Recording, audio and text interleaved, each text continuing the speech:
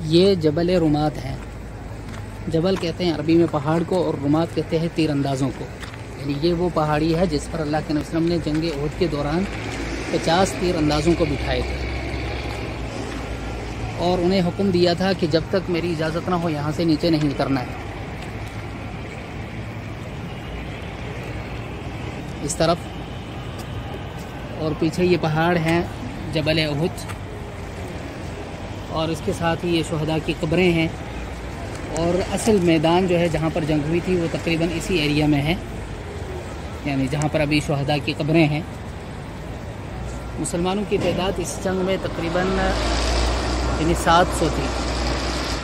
جب مدینہ سے نکلنے لگے تو اس وقت مسلمانوں کی تعداد 1000. تو ان میں سے جو 300 منافقین تھے عبداللہ بن ابی کے ساتھ راستے سے، یعنی وہ راستے میں ہی وہ لوگ واپس چلے گئے. اس طرح 700 صحابہ کرام رہ گئے. 700 صحابہ کرام کو لے کر اللہ کے نبی صلی اللہ علیہ وسلم اس میدان کے اندر آئے، اور اللہ کے نبی صلی اللہ علیہ وسلم نے مسلمانوں کو 3 حصوں میں تقسیم کیا. 3 حصوں میں تقسیم کیا، اور ایک حصہ جو ہے ان میں سے 50 تیر اندازوں کو اسی پہاڑی کے اوپر بٹھائے حضرت عبداللہ بن جبیر رضی اللہ عنہ کی قیادت میں. شروع میں مسلمانوں کو اس جنگ میں فتح ہوئی، اور فتح ہونے کے بعد جو ہے کفار جب بھاگ گئے تو جو لوگ اوپر بیٹھے ہوئے تھے تیر انداز، انہوں نے جب دیکھا اب ہماری یہاں پر ضرورت نہیں ہے تو ان کا آپس میں اختلاف ہو گیا.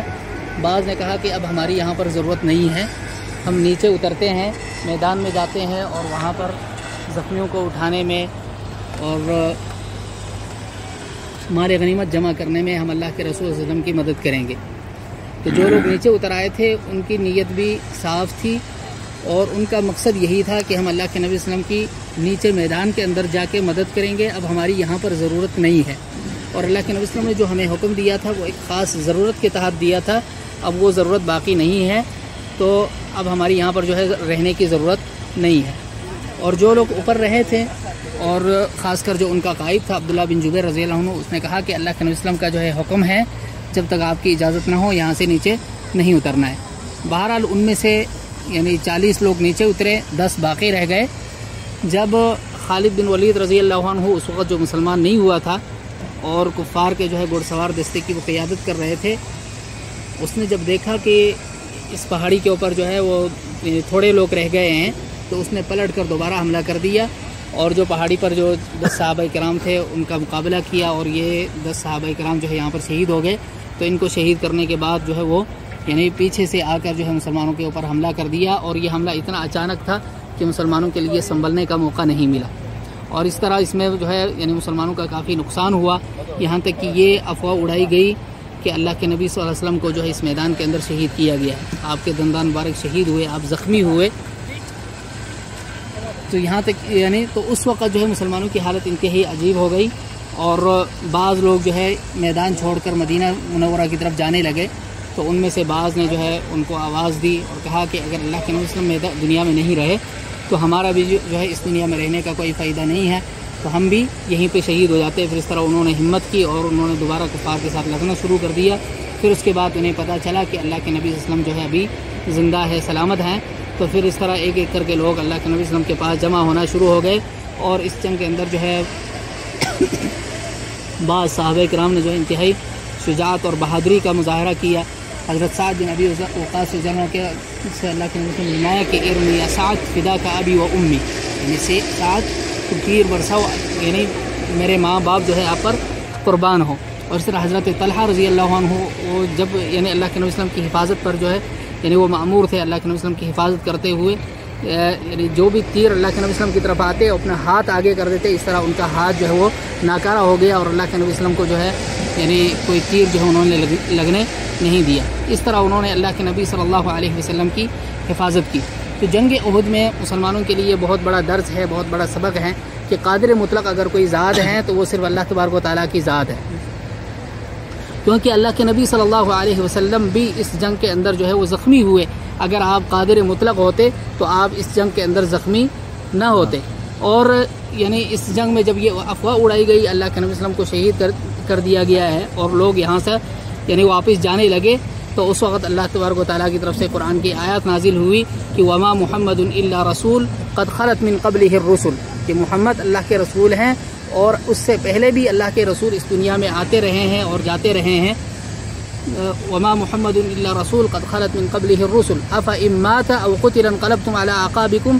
کیا محمد صلی اللہ علیہ وسلم اس دنیا سے چلے جائیں، آپ فوت ہو جائیں یا آپ کو قتل کر دیا جائے تو کیا تم دوبارہ کفر کی طرف لوٹ جاؤ گے؟ اور اسی آیت کے ذریعے اللہ کے نبی صلی اللہ علیہ وسلم کی وفات پر حضرت ابوبکر رضی اللہ عنہ نے استدلال کیا تھا مسجد نبوی میں. تو یہ یعنی اس میں ہمارے لیے بہت بڑا درس ہے، بہت بڑا سبق ہے. اور اس کے علاوہ غزوہ احد کے حوالے سے مسلمانوں کے اندر عام طور پر 2 غلط فہمیاں پائی جاتی ہیں. پہلی غلط فہمی یہ ہے کہ اس جنگ کے اندر مسلمانوں کو شکست ہوئی ہے، لیکن اگر حقیقت دیکھیں تو اس جنگ میں جو ہے مسلمانوں کو شکست نہیں ہوئی، کیونکہ یہ جنگ جو ہے بغیر کسی نتیجے کے ختم ہو گئی. کیونکہ اس دور میں کفار کا یعنی عام طور پر یہ رواج ہوتا تھا کہ کوئی بھی لشکر کسی علاقے کو فتح کرتے تو وہاں پر 3 دن تک قیام کرتے، اپنی فتح کا جشن مناتے، پھر اس کے بعد چلے جاتے تھے. تو کفار مکہ جس دن یہ جنگ ختم ہو گئی اسی رات کو ہی یہاں سے نکل گئے، اور اسی طرح انہوں نے جو ہے یہاں پر اپنی فتح کا کوئی جشن نہیں منایا. اور اسی طرح اللہ کے نبی صلی اللہ علیہ وسلم نے یہاں سے حمراء الاسد 30-35 کلومیٹر ایک جگہ ہے یہاں سے دور، وہاں تک ان کا یعنی پیچھا کیا. تو کوئی بھی شکست خوردہ لشکر جو ہے فاتح لشکر کا پیچھا نہیں کر سکتا. اللہ کے نبی صلی اللہ علیہ وسلم نے جو ہے صحابہ کرام کے ساتھ مل کر حمراء الاسد تک ان کا پیچھا کیا ہے. تو یہ اس بات کی دلیل ہے کہ اس جنگ میں مسلمانوں کو شکست نہیں ہوئی تھی، فتح ہوئی تھی جی. اور دوسری غلط فہمی جو ہے یعنی یہ ہے کہ تیر اندازوں کے حوالے سے، وہ جو تیر انداز جو ہے مال غنیمت کے لالچ میں نیچے اترے تھے، یہ بات جو ہے صحابہ کرام کے حوالے سے یہ بات درست نہیں ہے.